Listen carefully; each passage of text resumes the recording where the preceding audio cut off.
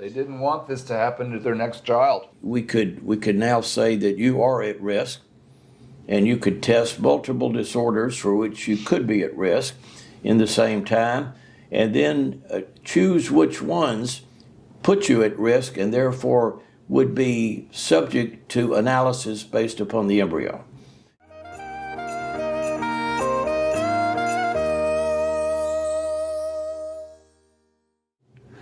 Hello, welcome to the Dr. Gill Show. This is where we talk about medical matters that matter to you.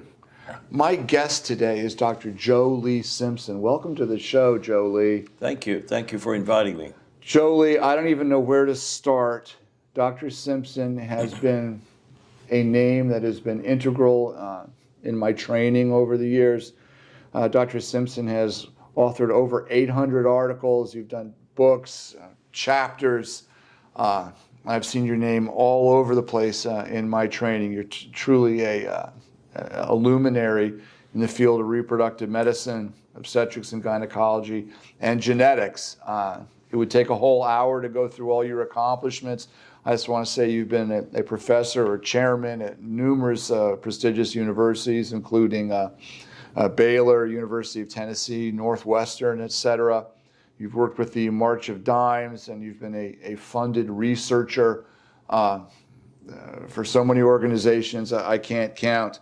You're currently a professor of human and molecular genetics and obstetrics and gynecology at Florida International University. And I've met you here at our national conference as the Preimplantation genetic testing clinical director for an innovative company called Reproductive Genetic Innovations. So we could go on for another hour, Leigh, but what a pleasure it is to meet you and have us here on this podcast. Thank you. Thank you for inviting me. You're very welcome. Something that has revolutionized reproduction is in vitro fertilization. The first IVF baby was born some 50 years ago in the late 70s. And IVF was originally invented to overcome blocked fallopian tubes. A woman's reproductive system has to convey an egg from the ovary to the uterus and get fertilized in the way. And if there's a tubal disease or a blockage, what have you, fertility is impossible. Pregnancy is impossible. So Edwards and Steptoe figured out a way to get the eggs and the sperm together in the lab, create an embryo, put the embryo directly in the uterus, and other than some minor details, problem solved.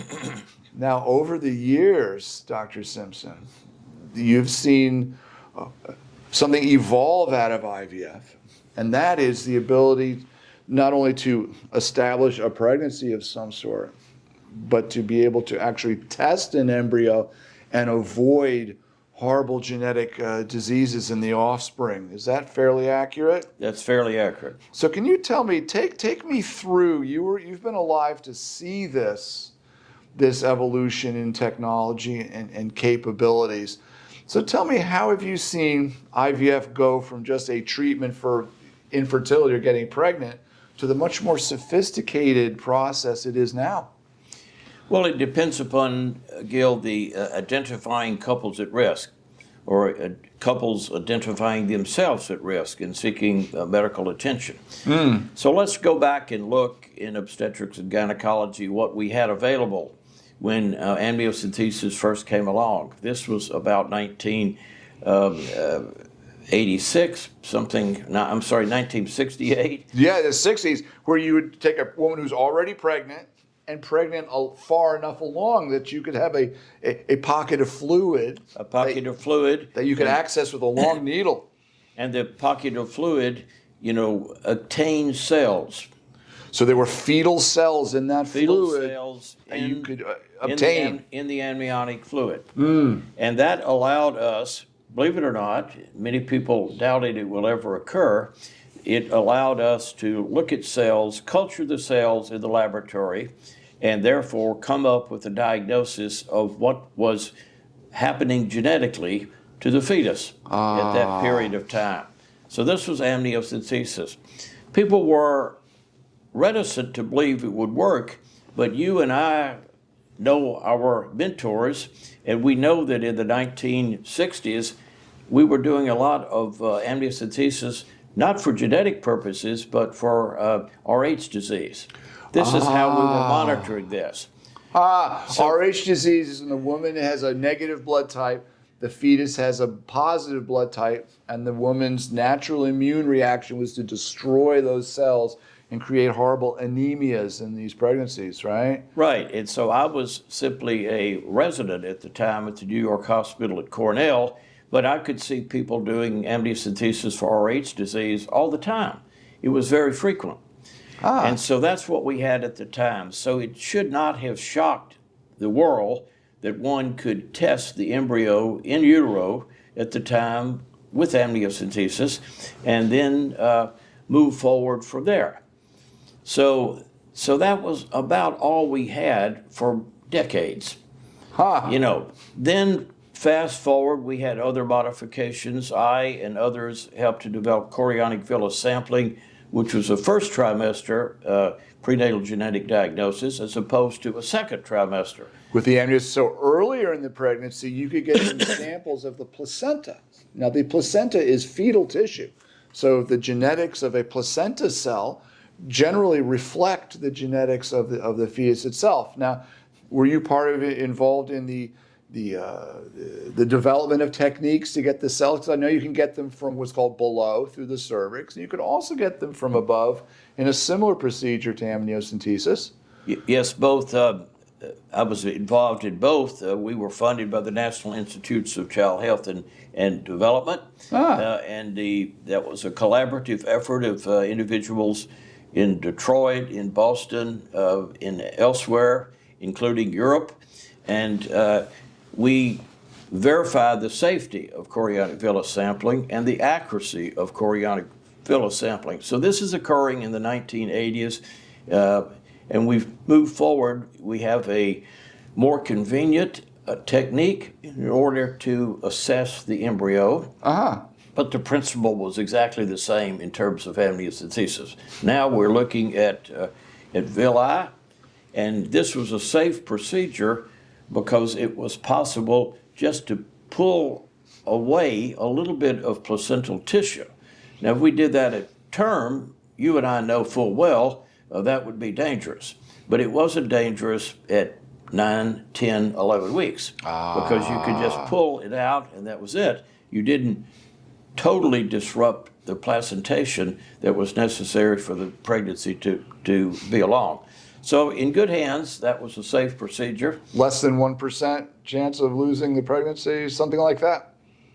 Yeah, much less than 1%. We estimated, the FACOG has estimated that the risk of losing a pregnancy that's related to the procedure is about 1 in 900 or so for amniocentesis. So 0.1%. And about 1 in maybe 500 for chorionic villus sampling. So chorionic villus sampling requires a little bit more surgical technique, but of course we know many people who can do that and do it very well. I do it very well, and I know it's still done occasionally. So these techniques are still diagnosing a pregnancy for a potentially a genetic problem or a medical problem once it's established. So now what can we do? Now that we can have embryos in hand in the lab before they're even transferred into a uterus and start a pregnancy? Yes, well, Gil, it's probably easier to get the point across in the progress by saying what was happening in the genetic world in terms of identifying genes in all of us. So there's about 21,000 protein coding genes. Protein coding genes means the gene product is a protein. So that includes conditions like cystic fibrosis, Tay-Sachs disease, the thalassemias. So what were we doing before the Human Genome Project occurred in order to assess these products? Well, the only way you could identify a couple at increased risk would be for autosomal recessive disorders like Tay-Sachs disease, for example. This is when each parent carries it. They're not sick, but they can combine and create a very sick offspring. That's right. It's the classical 1 in 4 risk. If you've got each parent is a carrier for a given condition, and the issue that occurs there is what happens if the gene that has undergone mutation in the mother and the father get together. That's Right. 1 chance in 4 of having that. 1 chance in 2 that the fetus has only 1, And will mutation. carry it and potentially transfer to the next generation. and 1 chance in 4 that both genes that have been transmitted to the fetus are normal. And that's the end of it. That's the end of it. In that particular lineage. So what was the problem? The problem was that we could not distinguish between individuals who were a carrier for this autosomal recessive disorder and the general population. We cannot make that distinction. What we now have is the inability to distinguish whether whether the couple is at risk or not. And so how were we going to do that? Well, instead of just looking at the protein product, you would love to look at the DNA. That was a huge turn of events. Because that is, so to speak, where the money is. And that's accurate to the point. Instead of looking at the product, the gene product, we're looking at what causes the gene product to be abnormal. Go straight to the gene. That's right. So that was the basis for the Human Genome Project. So many in the world, certainly myself, other geneticists, were excited about the decision by NIH to sequence the human genome. Now, this was not without controversy. Many people were concerned about that. The cost was, at least initially, very high, and there was concern about whether this would take research money away from other areas that were most immediately cured. So there was huge controversy, but NIH moved forward in the 1990s, and initially we could extend prenatal genetic diagnosis to a limited number of conditions in which there were only a few mutations that were responsible for that. And they were recognized. They were recognized. Tay-Sachs is a good example. Right. 3 different mutations for Tay-Sachs could explain 97-98% of the cases. Gotcha. So And- that's and- the reason American College of OBGYN, moved forward and recommended carrier screening for about a dozen different disorders. And just so our audience understands, Tay-Sachs is a horrible genetic condition. A child is born as a horrible death 100% of the time. But that's correct. There are modified forms, but the ones that would be subjected to carrier screening indeed fit that category. So you can avoid suffering, Right, horrible, needless suffering, by preventing those pregnancies.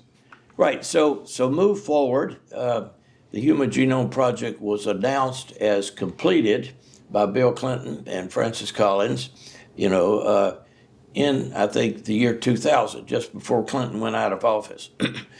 So this was a bit hyperbolic because we were not there. We're mostly there. We're mostly there, and we continue to be mostly there for the first part of the decade in this millennium. So at that particular stage, people were looking around and saying, well, let's screen on the basis of DNA, not on the basis of a protein product, which is inefficient, as we've just discussed. Uh-huh. But in this particular situation, we could screen the entire genome. So it turns out that was prohibitively expensive in the first place. Mm-hmm. But on the other hand, it got cheaper. So Moore's law basically said that each decade, the efficient technology to sequence you or me or anyone would be cheaper and cheaper. Yes. And so move ahead to where we are in 2023, one could take a couple that's had, let's say, a neonate that clearly has a problem and we don't have a diagnosis. Take the neonate blood from the DNA, blood from each of the parents, and in less than a week, and in fact, sometimes 48 hours, figure out what the genetic basis is of that particular problem in the NICU. So we have a newborn baby's got severe medical problems. We don't know what it is. Hasn't been running in the family. It's like, oh, this has been throughout my family, throughout the generations. And actually look at the DNA and find a suspicious mutation or two. Or a true, genuine mutation. Because we've got 21,000 genes, and about 5,000 or so could be tested and identified. And when you screen that newborn infant, you're not screening for a specific disorder. You're screening for all of the disorder. Oh, Because it turns out to be about as economically feasible to screen all 20,000 as it is to screen selected disorders. So we think in terms of selected disorders. right. Or, initially protein coding genes, cystic fibrosis, things of that sort. But you don't need to pick out one at a time if you don't know the diagnosis. Oh my goodness. So how do you sift through these 3 billion bases? Now we're all individuals. We're all a little different, right? We don't come from the same template. We come from basically the same template, but we all have these little differences. How do you determine, Jolie, if a mutation is just a normal variant versus something that's what's called pathological or disease causing? Well, you start with the fact that each of the genes can be sequenced from start to finish. And so what's the best way of doing that? Now, you can do them one at a time. That's the way you and I were trained historically. Right. But that's very inefficient. So I would like to think that that's something like a jump in the sky to figure out what's there. You could do it one at a time, or you could do it all at the same time. So you can take blood and the DNA or any tissue, and you can amplify that DNA, meaning that every piece of DNA that you have has the ability to be tested and sequenced. Now, amazing. Once you have done that, and you ask, how do you do it? Well, you don't do it one at a time. You get the DNA, you amplify the DNA, and then after amplifying the DNA, you basically run it through the computer. Massively parallel. Yeah. Is that the term? Well, that's One of the terms? You can, usually that means you're testing more than one person at the same time. Okay. But in this case, let's say individually.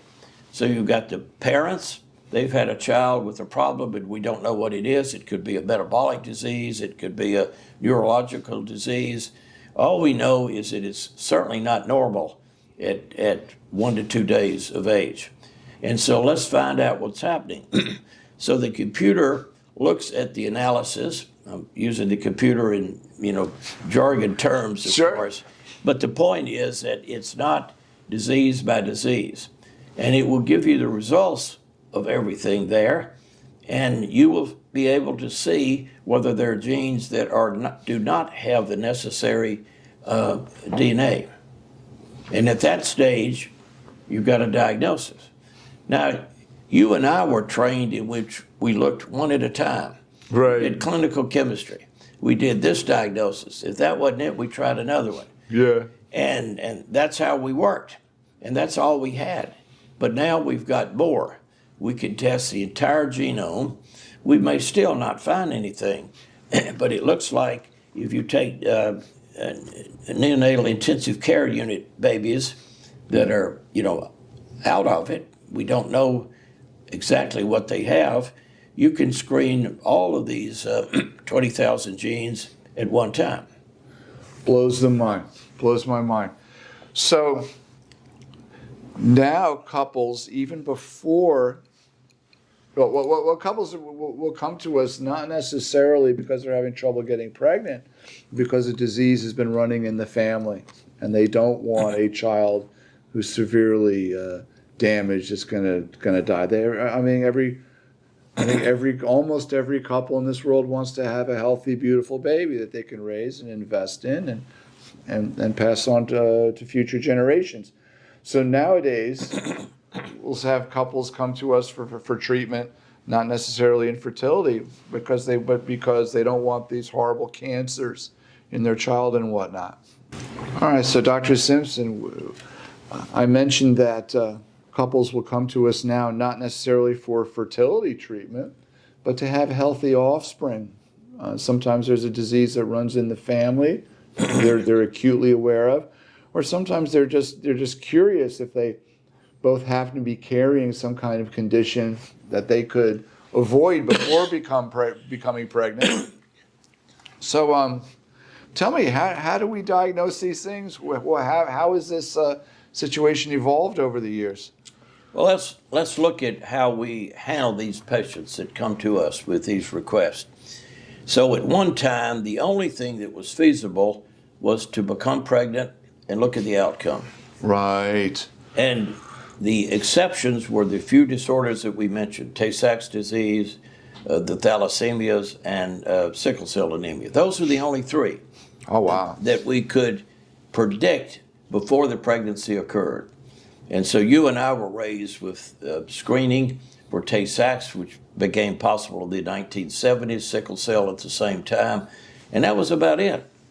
As we mentioned earlier in our conversation, this could not be extended to the many other among the 5,000 different genes that cause a human disorder. It could not be extended because we couldn't distinguish the carrier individuals from the normal populations.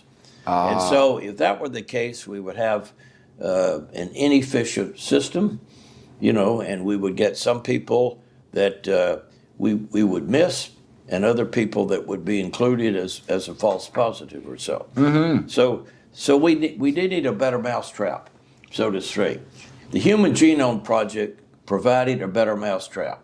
And what it did was the ability to test all of the genes, sequence all of the genes, on the basis of a single sample.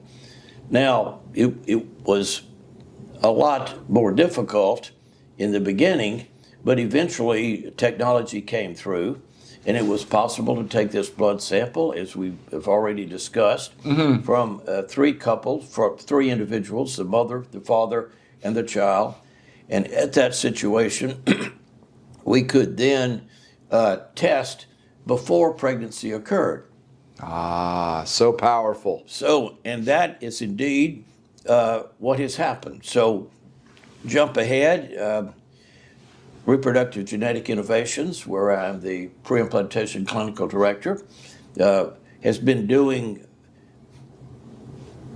preimplantation genetic testing since the 1990s. They were the first in the country to make a diagnosis of cystic fibrosis, for example, on the basis of biopsying an embryo. Now, the technology was different. The time in pregnancy in which testing could be occurred, time before pregnancy, I should say, could be done, has evolved. First, we were looking at the polar body. I don't think we need to go over the details of the embryology in this context.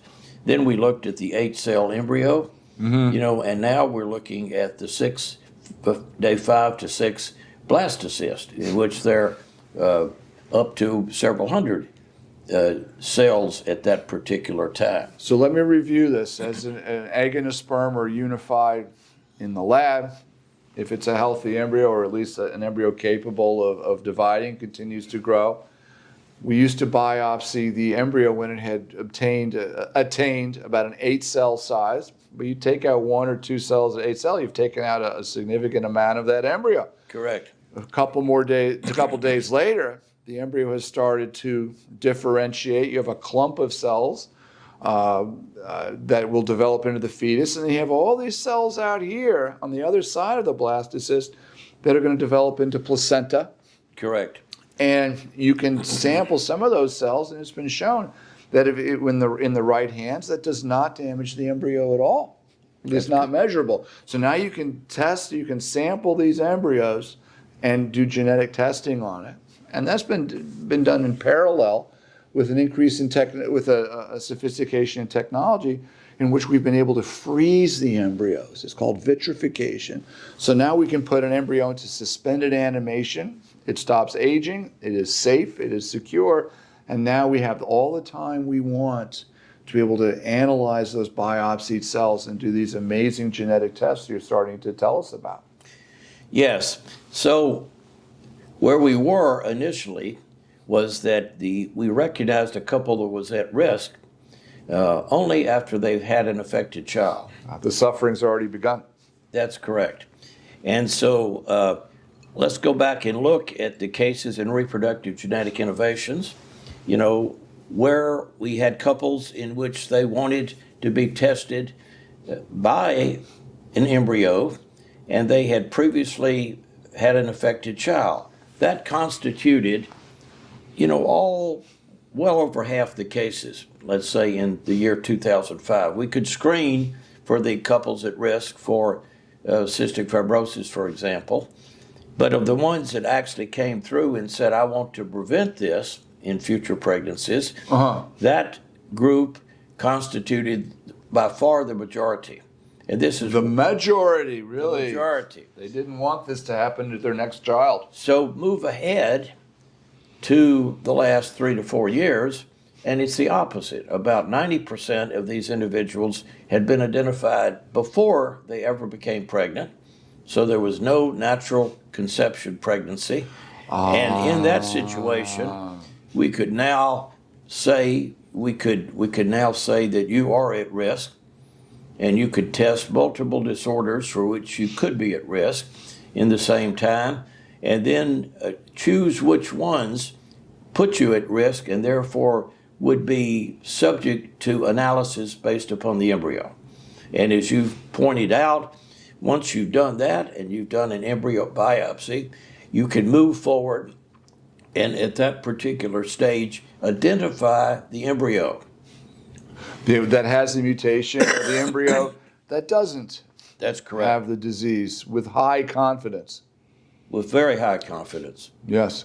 So this is a huge step forward. It eases the concern about pregnancy. It's never 100%. We all know that.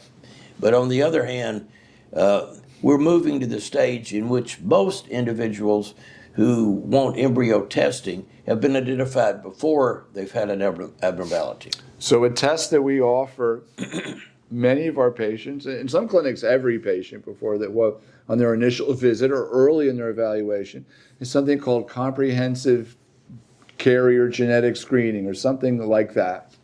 Where if it's a couple, if it's a traditional couple, both can be tested with a blood test and find if they carry one of these. We've got the big three that most people agree you can test, but as you mentioned, with these sequencers and whatnot, it costs the same to test 1 or 3 or 286 or whatever the latest panel is. It costs the same.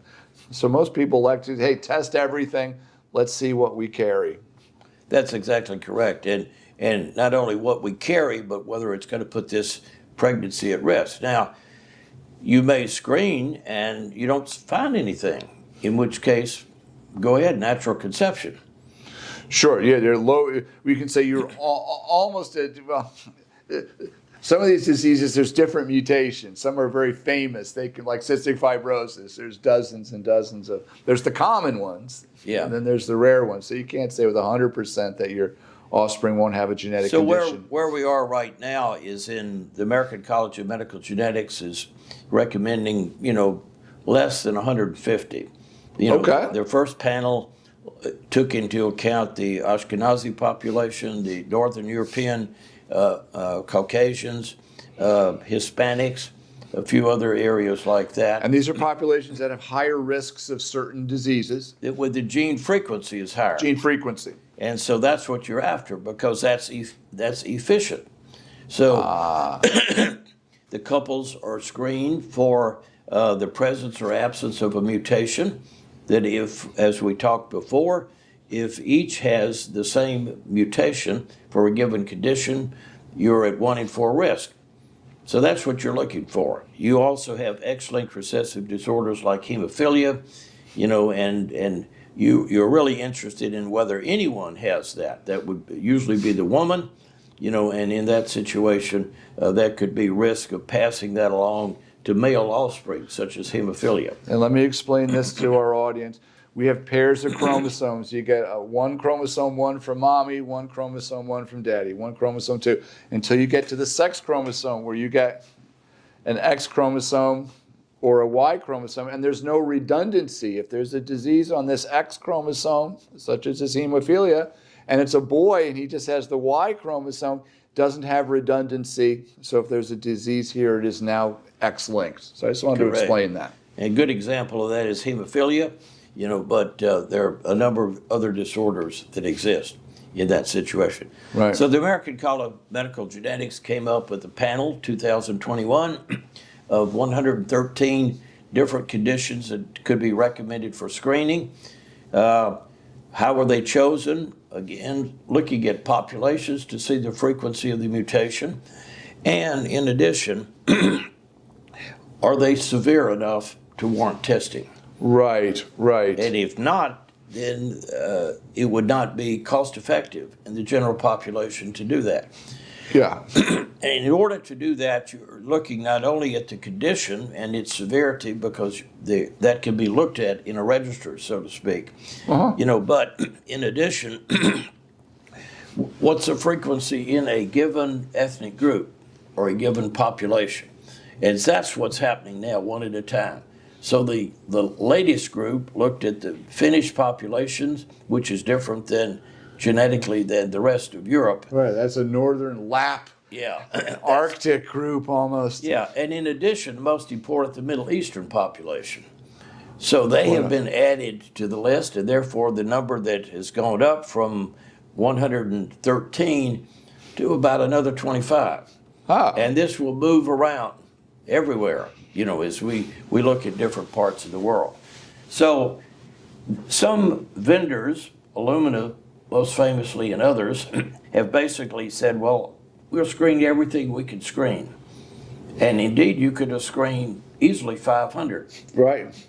As we talked about before, you could screen 500 based upon the single sample. But we in the medical community and in our communication with patients and public health officials need to decide where this stops. You can screen them all, but the information you have is complex. The disorders are rare. You and I could pick up, a case that's sent to me on a given day and say, I'm not sure I know what this disorder is. Right. And if you cast a broad net, you're more likely to find something. The more things we look for, and I don't want to say what in a percentage, but a large percentage of people are walking around 1, 2, 3 of these conditions that they just carry. They have the redundancy, they have the normal or wild type gene that's they're living on, and they're not sick at all. Or just annoying. It's been known for by statistical reasoning that all of us contain a single copy of a gene that, if present in double copy, would kill us. And we wouldn't have been here. And so we never know. That's what we're talking about. We got 20,000 protein coding genes, and so there's a good chance that if you have one that is lethal, if your spouse also had the same one, that's a risk figure that you would want to address. Right. On the other hand, if you just have one and she does not have one, you're not at increased risk. The child at worst would be a carrier. The child at worst would be a carrier. That's exactly the situation. So the point is, how do we get there? And if we're screening the population before they ever get pregnant, precondition, in other words, preconceptional, how do we address that couple? What do we offer this couple? Now, at one time, 30 years ago, you and I said, well, good luck, get pregnant and we can test while the pregnancy is in progress. So we've moved past that step. Although, of course, amniocentesis, CVS, and other carrier screening is still done in many situations. It is common sense that the ideal approach is to know what's going to happen and what is at risk before you get pregnant in the first place. Because makes sense. we can't go backwards and see what is. And so preconceptionally, how do we do that? Well, it was a long time coming, but with the ease of embryo biopsy, you mentioned blastocyst, which is the most frequent, in terms of addressing that. This is a way to do it because we can look at the results of in vitro fertilization, depending upon the age and the couple in the individual case, get, let's say, a dozen embryos. In a good situation, yeah. So since couples come to us wanting to get pregnant and they want to have a healthy baby, one of the first tests we do is we look for abnormal numbers of chromosomes. Medical term for that is aneuploidy. And in general, if an embryo is aneuploid, does not have normal chromosomes, in general it will miscarry or not implant at all. So it's almost 100% failure rate. Great study a few years ago. Richard Scott's group looked at this. They retrospectively, they did the biopsies, didn't even run them, transferred the embryos, waited for pregnancy outcomes, and in their large group, 0 successful pregnancies occurred in embryos whose tests came back with aneuploidy. So very, very powerful. About 50% became pregnant if they have a chromosomally normal or euploid embryo. Oh yes, it was a dramatic difference. And if you then gave a euploid embryo to those people that did not become pregnant the first time when receiving a euploid embryo, another 50% became pregnant and had a normal offspring with the second one. And if you did it a third time, almost everybody became pregnant. Successfully and had a live born. Successfully and had a live born. So couples not only want to have a child, then they want to have a disease-free child. And so the ability to do, we call the testing for the chromosomes PGT-A, a test for aneuploidy. And then when we're looking for diseases, we call that PGT-M, where we're looking for, I can't decide if it's for mutation or Mendelian mutation. The M stands for something, looking for one of these mutations. Indeed, I have to correct you here. It's monogenic. Monogenic. Well, there you go. Thank you. I learned something more. So that's what we're doing. We have single gene disorders. Single gene disorders, PGT-M. And we can do PGT-A and M on these samples. One should, because if you have a couple that's at risk for a monogenic condition, you amplify the DNA. It's only 5 to 10 cells, usually about 5 to 6. We estimate. We can't tell. And we don't need to go into the methodology. But the bottom line there is that you can amplify the DNA. You don't need to rebiopsy the embryo because you've already got enough DNA. Right. And in genetic preimplantation genetic testing that we do for in Dr. Rashitsky's group. Lana Rashitsky. Yes. She's screened over 750 different single gene disorders. Wow. 750 monogenic. We believe that if you're testing for monogenic, it's foolish not to concomitantly test for aneuploidy. Right. You got to have both. One is required but not sufficient. And if you do aneuploidy testing in couples at risk for a single monogenic condition, PGT-M, as you pointed out, you get an additional 25% success rate. So in our group, if you look at the referrals that come in for PGT monogenic, and you just test for that alone, you get about a 40% pregnancy rate. Now, these are referral basis. If you also add aneuploidy testing to that, it's jumped up, and it's been that way for quite a few years, about 65%.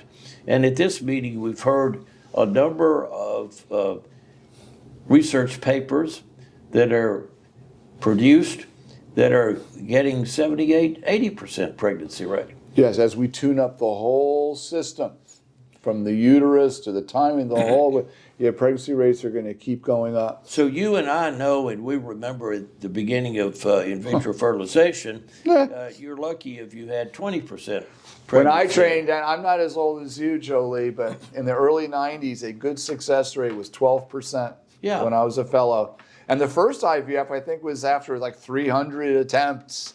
Well, you before and I they even got the first know, in different parts of the world that these numbers that you've just cited were there. There were stories of dozens of different IVF pregnancies, IVF attempts before you got a pregnancy. Oh, yeah. Yeah, and so that was common. So now we are in a much different situation. We've got a lot of knowledge about what happens, what the culture techniques are, when to biopsy the embryo, and the likes of that. I equate IVF success to that of a chain. And like the old adage goes, a chain is only as strong as its weakest link. And if you have one weak link in this chain, the whole thing breaks. Doesn't matter how good your lab is or how good your embryo transfer is or whatnot. If there is a breakdown somewhere, it's not going to work. And not to toot my own horn, and this goes up and down over the years, but we had 1 year in PGT, we had an 86% take-home baby rate in the younger under 35 population. So these success rates are going up and up as we all share information. A rising tide raises all ships, and that's what these conferences are about, where we share this important information. So, Jolie, we can now test for abnormal chromosomes. We can now test for monogenetic disorders. If we identify, and when we identify, a couple at risk. Yes. Now, this is where things are getting a little controversial. We're now testing for more things, or more companies are now offering additional tests for the embryos. Why don't you tell me a little bit about where this is going? Well, it's actually here. So it's here. And it will increase in terms of its utilization. So we went back to the situation in which initially all we could do is identify a couple at increased risk, test the fetus during the pregnancy, which then have occurred, and obviously that worked, and that was very efficient, and it was accurate, but it wasn't preventive medicine. Yeah. So what we would like to do for any of us, whether we are at risk for cardiac conditions, breast cancer, anything like that, we'd like to identify who's at risk before the disease was manifested. Yes. So that's where in vitro fertilization comes in. It's the only situation in which you could choose the embryo that did not have the mutation in question. And when it's a severe disease, there's virtually no controversy. You want to have a healthy child, not a dead, suffering That's child. right. So that's a no-brainer. That's a no-brainer. So let's say that we have 12 embryos. Some of those embryos, depending upon the age of the mother, is going to result in a child with Down syndrome or any other chromosomal abnormality. And so that's easier just to avoid transferring that.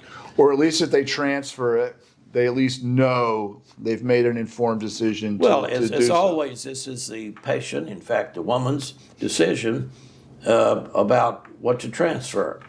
As it should be, yeah, sure. And each of these are given the information, and you have embryos A, B, D that would not result in the abnormality for which you are at increased risk, and others that would.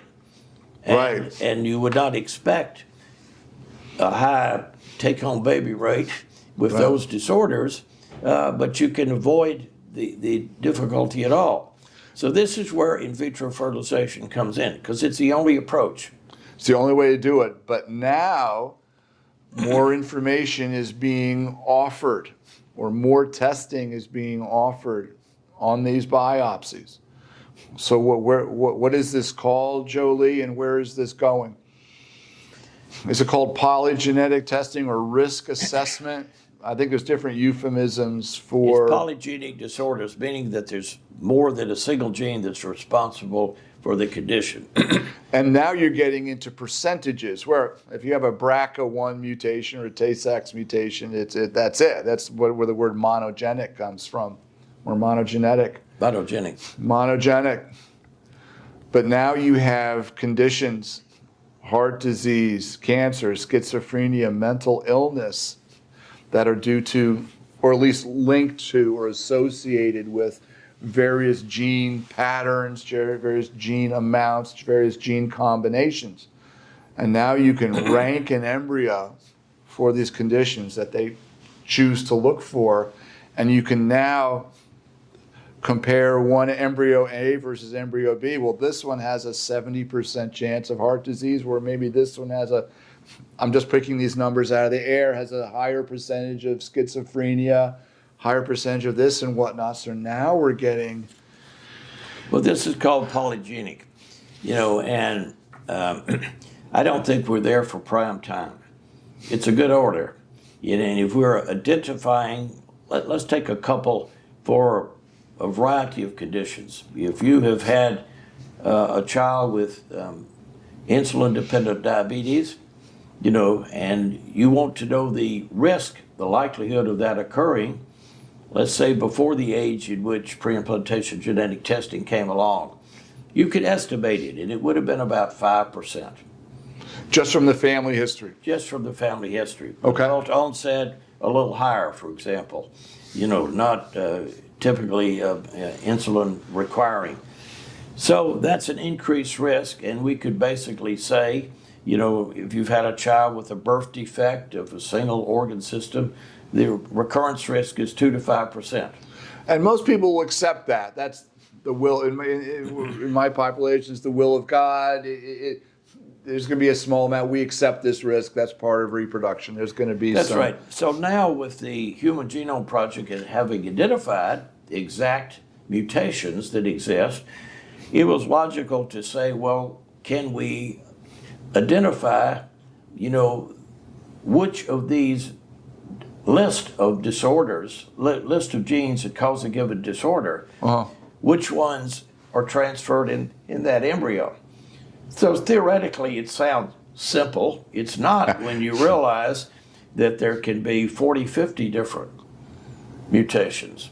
And then the combinations, it's almost infinite. If you look at the powers, it's huge. And so people have simplified the concept.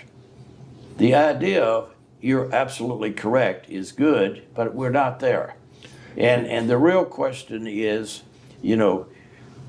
how useful is it to transfer a given chromosome, because that's what you're doing basically, that has a large number of mutations relating to, say, diabetes, versus those that have a small number. And one of the problems is when genes interact with each other, we don't know the effect of that. Yeah, the interactions. And so when we test an embryo for cystic fibrosis or Tay-Sachs disease or sickle cell anemia, I mean, it's 98, 99%. It's real. So the ability to do IVF to test these monogenic disorders, very well established, very accurate, very dependable. But now we're looking at these polygenic issues where there's many genes involved, many different changes, many different interactions, and we're getting results that are more percentages or likelihoods rather than these high confidence numbers we're used to with these monogenic disorders. Yes, I think you hit the nail on the head. You and I and all of our patients, expect an answer. Right. They're testing. Right. That's why we give our blood, and we expect to be told whether there's an abnormality, and of course the next step is what happens. We treat it. If it's related to the gametes, the eggs and the sperm, then our question is a little modified, but it's the same thing. It says, will my offspring have this particular condition? Usually from polygenic disorders, that's not the case. Cystic fibrosis, even hypertension, things like this, are unlikely to be manifested in the offspring just because the parent has it. I mean, the risk is, let's say, 5 to 10%. Now, the question is, what can we do about that 5 to 10%, and can we drop it to 1%? Right. And the answer is it depends upon the condition, and we're finding that, let's take diabetes, since we've talked about it, probably 50 different conditions, 50 different genes, conditions, and 50 different disorders. And the genes that are deleterious for let's say that again. So Sure. the genes that are deleterious for diabetes are all over the genome. Right, because one might be beta dysfunction, one might be the inability to fight an infection or something. I mean, a lot of things can cause destruction of beta cells. So we just don't know. Right. So I'm not a fan of polycystic kidney. Now, in theory, again, when we talk to the medical students, we're saying if you have a child with, let's say club foot or cleft palate, this is all we can do. It's called empiric risk. Mm-hmm. Let's look at what happens with 1,000 people or 100 people who've had the same condition in their offspring as you. What's the likelihood of it being recurring? You and I both know it's going to be 2 to 5% if for a structural abnormality such as cleft palate. So there's an increased risk, but most of the offspring are not going to be affected. Right. And you're going to get a good outcome. So I think we need to distinguish right now between polygenic disorders with multiple genes that cause it. And it's not going to be simple to give a precise answer. And this is an even greater concern, Gil, that once you have done this, the individuals at risk need to understand the limitations of the technology. Right. People are used to black and white tests. They're used to black and white.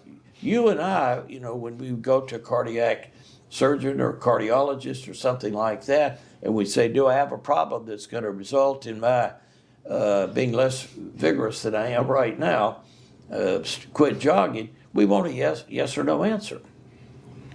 And polygenic disorders tested by IVF and embryo biopsy are not yet in that category.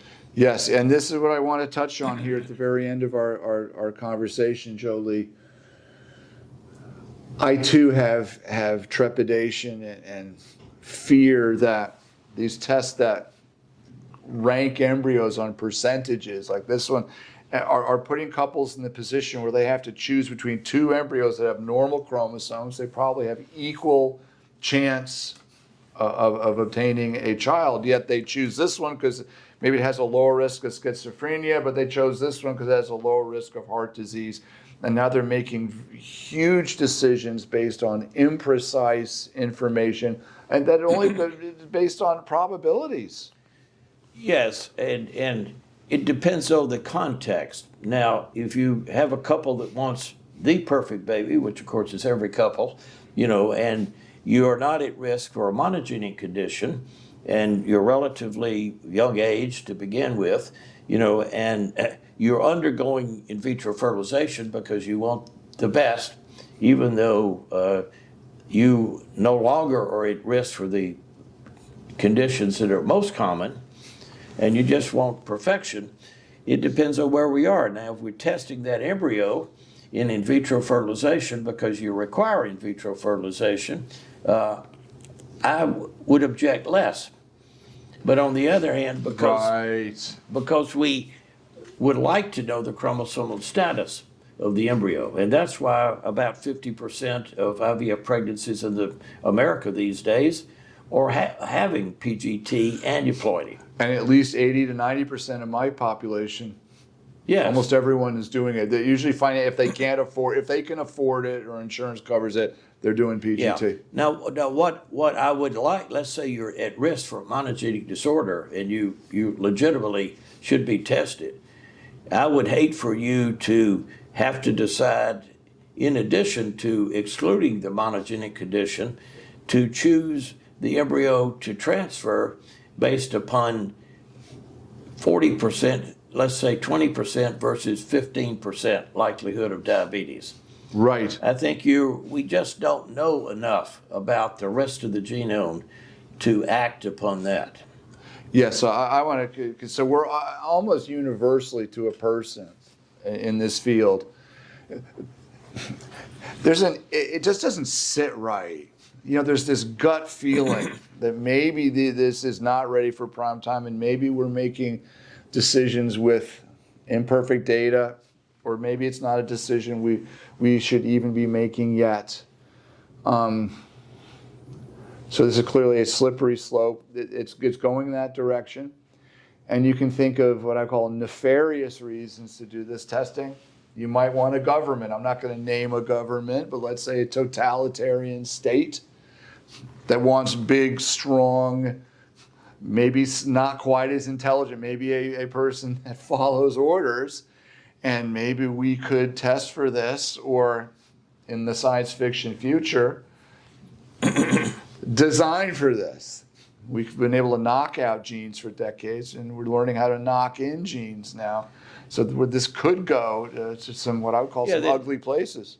Well, it could, and I'm always an optimist. How can anybody go into genetics at my age, and not be optimistic about what's happening? Yeah. And so, again, let's just wait. I mean, we've been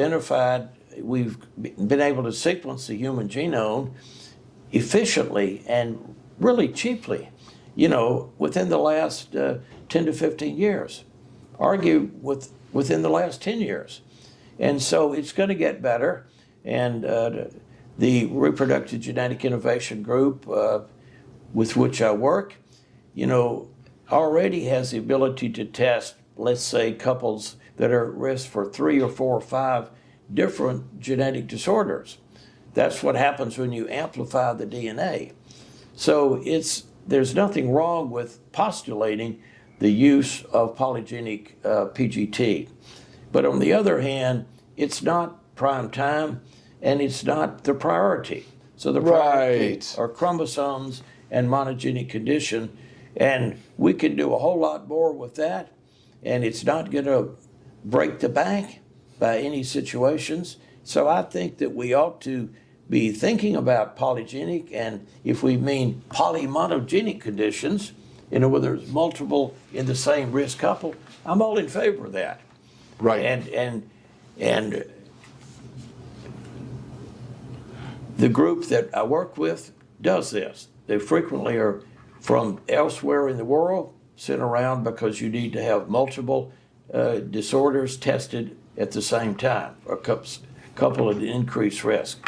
So this does happen, particularly if you have consanguineous marriages. Yes, that's when closely related individuals marry cousins, for example, is common in other cultures. Yeah, that's correct. Well, that is a proper analysis, but you know where to stop.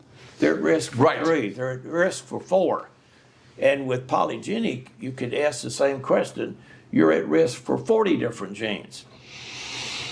And so it's chaos, and the communication and the understanding of the patients for what they are asking, and the unreality of getting, as you've pointed out, an up or down answer, is daunting. And so let's keep working on it. We know, as you've pointed out, there's a lot of desire for it to be utilized, but we just don't know the communications, and we all know that this is a complicated issue. If we discuss this with the patient, they may or may not retain everything we think they would retain. And we can repeat it and keep repeating it, but we need to provide information that holds up, a piece of paper that they can look at and say, this is the limitations of the test, or this is the value of the test. Well, fantastic. Well, I have learned so much, Dr. Simpson. I think we've clearly described with optimism the incredible strides that have been made in genetic testing, the amount of suffering that is being alleviated, and the incredible success rates that are now possible with IVF. I think this is all cause for optimism and great joy in what you, researchers like you and others have accomplished in this field.